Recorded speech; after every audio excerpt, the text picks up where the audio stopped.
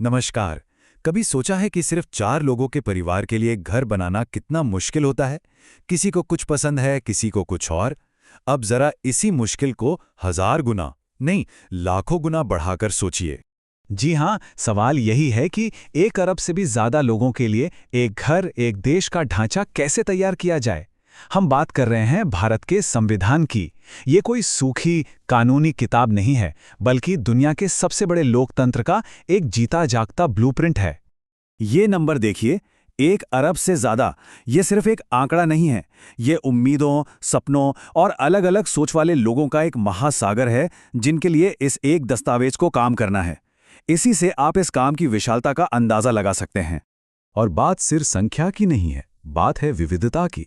एक ऐसा देश जहां हर 100 किलोमीटर पर बोली बदल जाती है, जहां दुनिया के लगभग सभी बड़े धर्म बसते हैं और जहां हजारों साल पुरानी अलग अलग संस्कृतियां एक साथ सांस लेती हैं। इन सबको एक छत के नीचे लाना था। तो चलिए कहानी शुरू करते हैं इस घर की नींव रखने की। ये वो दौर था जब भारत आज़ादी की सुबह देख रहा था, लेकिन साथ ही बंटवारे का दर्द भी झेल रहा था। इसी उथल-पुथल के बीच इस महान राष्ट्र को एक साथ रखने वाली नियम पुस्तिका बनाने का जिम्मा उठाया गया। इसकी शुरुआत हुई 1946 में, जब संविधान सभा बनी। 9 दिसंबर 1946 को इसकी पहली बैठक हुई। फिर लगभग 3 साल तक डॉक्टर B.R. अम्बेडकर की अगुवाई में हर एक नुक्ते पर जबरदस्त बहस हुई। सोच विचार के बाद 26 नवंबर 1949 को इसे अपनाया गया और आखिरकार 26 जनवरी 1950 को ये पूरी तरह लागू हो गया, जिसने भारत को एक संप्रभु गणराज्य बनाया। तो जब ये संविधान बनकर तैयार हुआ, तो ये कोई छोटा मोटा दस्तावेज नहीं था। इसमें 395 अनुच्छेद थे। अब सवाल ये उठता है कि क्या इस विशाल किताब का कोई ट्रेलर है? मतलब कोई ऐसी एक चीज जो इसकी पूरी कहानी, इसका पूरा विजन कुछ लाइनों में बता दे। बिल्कुल है, और वो ट्रेलर है इसकी प्रस्तावना यानी प्रीएम्बल। और इसकी शुरुआत होती है इन दमदार शब्दों से, हम भारत के लोग। ये पहली ही लाइन साफ कर देती है कि इस देश में असली शक्ति किसके पास है, जनता के पास। ये प्रस्तावना भारत के चरित्र को बताती है। ये कहती है कि भारत एक संप्रभु, समाजवादी, धर्मनिरपेक्ष और लोकतांत्रिक गणराज्य है। मतलब भारत अपने फैसले खुद लेगा, यहाँ सामाजिक बराबरी का लक्ष्य है और राज्य का अपना कोई धर्म नहीं है। एक मजेदार बात यह है कि समाजवादी और धर्मनिरपेक्ष शब्द शुरू में नहीं थे। इन्हें 1976 में 42वें संशोधन से जोड़ा गया था। यहीं पर एक बहुत बड़ा सवाल खड़ा होता है, अगर संविधान को बदला जा सकता है, तो क्या कोई बहुत ताकतवर सरकार आकर इस पूरे घर की नींव ही हिला सकती है? क्या इसे पूरी तरह से बदला जा सकता है? इस सवाल का जवाब 1973 में सुप्रीम कोर्ट ने दिया, केशवानंद भारती केस में। कोर्ट ने मूल संरचना का सिद्धांत दिया। मतलब आप घर में रंग रोगन कर सकते हैं, कमरे बदल सकते हैं, लेकिन आप घर की नींव को नहीं तोड़ सकते।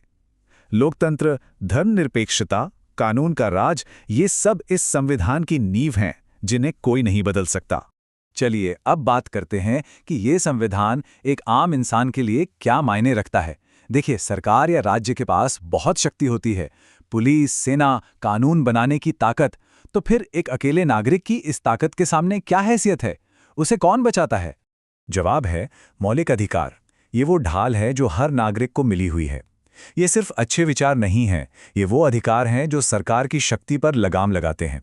जैसे कानून के सामने सब बराबर हैं, सबको अपनी बात कहने की आज़ादी है और किसी का शोषण नहीं किया जा सकता। लेकिन इन सारे अधिकारों में से एक अधिकार ऐसा है जिसे डॉक्टर अंबेडकर ने संविधान का दिल और आत्मा कहा था। वो है अनुच्छेद 32। आखिर ऐसा क्यों? समानता और आज़ादी के अधिकार से भी ज्यादा जरूरी? इसको एक उदाहरण से समझते हैं। मान लीजिए आपके पास किसी प्रोडक्ट की लाइफ टाइम वारंटी है, पर कंपनी का कोई कस्टमर केयर नंबर ही नहीं है, तो वारंटी का क्या फायदा? अनुच्छेद 32 वही सुप्रीम कस्टमर केयर नंबर है। अगर सरकार किसी के मौलिक अधिकारों का हनन करती है, तो वो इंसान सीधे सुप्रीम कोर्ट जा सकता है। यही वो ताकत है जो बाकी सारे अधिकारों को असल बनाती है। वैसे संविधान सिर्फ अधिकारों की बात नहीं करता, ये एक बहुत खूबसूरत संतुलन बनाता है। एक तरफ हैं नागरिक के मौलिक अधिकार, जो हमारी ढाल हैं। दूसरी तरफ हैं सरकार के लिए राज्य के नीति निदेशक तत्व, जो बताते हैं कि एक अच्छा शासन कैसा होना चाहिए। और साथ में है हम नागरिकों के मौलिक कर्तव्य, जो हमें हमारी जिम्मेदारियों की याद दिलाते हैं। तो हमने संविधान की आत्मा और नागरिकों की ढाल के बारे में तो जान लिया, पर सवाल ये है कि इतने बड़े देश को चलाने वाली मशीनरी कैसे काम करती है।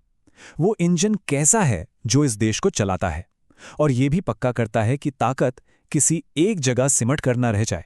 इसका तरीका है शक्तियों का बंटवारा। संविधान ने केंद्र और राज्य सरकारों के काम को साफ साफ 3 लिस्ट में बांट दिया है। संघ सूची, जिसमें रक्षा, रेलवे जैसे मुद्दे हैं, उस पर सिर्फ केंद्र सरकार कानून बनाती है। राज्य सूची, जिसमें पुलिस, खेती जैसे विषय हैं, उन पर राज्य सरकारें। और एक है समवर्ती सूची, जैसे शिक्षा, जिस पर दोनों कानून बना सकते हैं। लेकिन क्या हो अगर देश पर कोई बहुत बड़ा संकट आ जाए? इसके लिए संविधान में इमरजेंसी सेफ्टी वॉल्व भी हैं, जैसे युद्ध के समय राष्ट्रीय आपातकाल या किसी राज्य में शासन व्यवस्था बिगड़ने पर राष्ट्रपति शासन। एक वित्तीय आपातकाल का भी प्रावधान है, लेकिन अच्छी बात यह है कि भारत में इसे आज तक लगाने की जरूरत नहीं पड़ी। हमारे संविधान बनाने वालों ने बहुत आगे की सोची थी, लेकिन वो भी जानते थे कि समय हमेशा बदलता है, समाज बदलता है, जरूरतें बदलती हैं। इसीलिए उन्होंने संविधान को पत्थर की लकीर नहीं बनाया, बल्कि इसे एक जिंदा, सांस लेता हुआ दस्तावेज बनाया जो वक्त के साथ खुद को बदल सके। चलिए कुछ बड़े बदलावों को देखते हैं। पहले ही संशोधन से जमीनी सुधारों का रास्ता खुला। 61वें संशोधन ने वोट देने की उम्र 21 से घटाकर 18 साल कर दी, जिससे देश के करोड़ों नौजवानों को आवाज मिली। 73वें और 74वें संशोधन ने पंचायतों और नगरपालिकाओं को ताकत दी, और हाल ही में 101वें संशोधन से जीएसटी आया। ये सब दिखाता है कि ये कैसे समय के साथ चला है। और ये आंकड़ा देखिए, ये वाकई कमाल है। 2024 तक भारतीय संविधान में 106 बार संशोधन किया जा चुका है। 106 बार इसे बदलती ज़रूरतों के हिसाब से ढाला गया है। ये इस बात का सबसे बड़ा सबूत है कि ये एक जीवंत दस्तावेज है। तो अंत में ये समझना सबसे ज़रूरी है कि संविधान सिर्फ वकीलों और जजों के लिए नहीं है। हमारी सुबह की चाय पर लगने वाले टैक्स से लेकर हमारे बोलने की आज़ादी और एक सुरक्षित जिंदगी जीने के अधिकार तक सब कुछ इसी एक किताब से तय होता है। ये हमारी रोज़मर्रा की जिंदगी का हिस्सा है। जाते जाते एक सवाल छोड़कर जा रहा हूं। यह संविधान तब लिखा गया था जब टाइपराइटर एक नई तकनीक थी।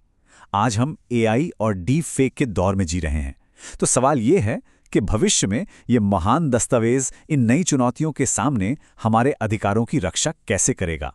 इस पर सोचना वाकई बहुत दिलचस्प है।